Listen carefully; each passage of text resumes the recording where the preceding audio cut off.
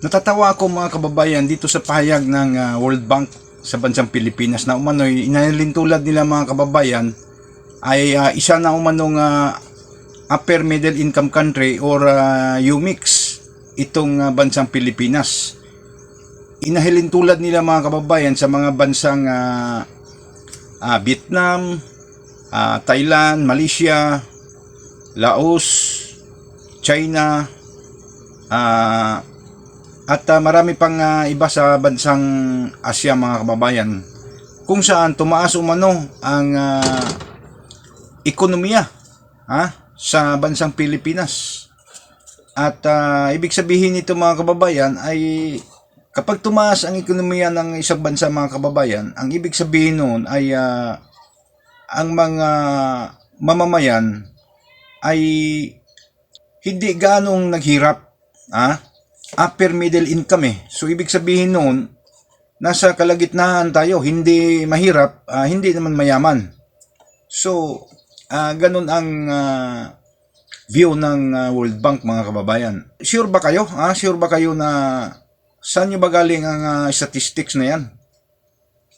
World Bank. Subukan nyo daw pumunta rito sa Pilipinas. Subukan ninyong pag-aralan ang buhay ng mga mamamayang Pilipino. Kung totoo ba yung mga ipinahayag ninyo na nasa upper middle income country na ang bansang Pilipinas.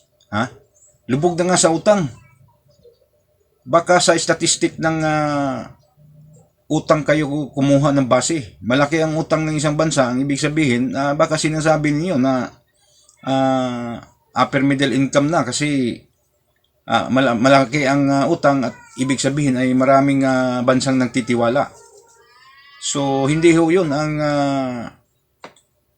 basihan. Ang basihan ay punta kayo rito sa Pilipinas.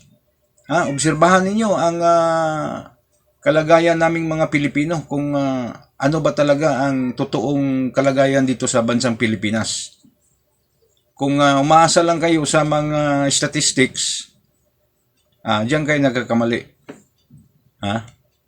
Subukan yung pumunta rito kung ano bang makikita niyo. Bagsak ang ekonomiya, mahal ang mga bilihin, tumaas. Lahat naman ay ang presyong langis ngayon sa buong daigdig ay tumaas naman. Hindi lang ho ang langis ang problema namin dito.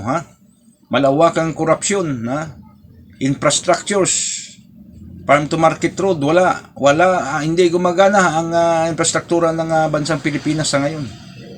So paano niyo masasabi na tumaas ang ekonomiya ng bansang Pilipinas? Bumagsak ang halaga ng piso laban sa dolyar. Tumaas ang mga pangunahing bilihin. Kawalan ng sapat na trabaho sa mga mamamayang Pilipino. Kawalan ng banyagang bansa na mag-invest dito sa bansang Pilipinas. Bagsak ang turismo. Hati-hati ang opinyon ng mga mamamayang Pilipino sa paniniwala sa politika.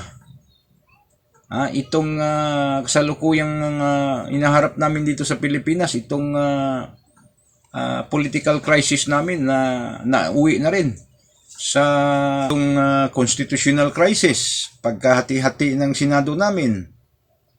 So, paano niyo masasabi na tumaas ang ekonomiya naming mga sa bansang Pilipinas? Nakakatawa kayo. Pag sure kayo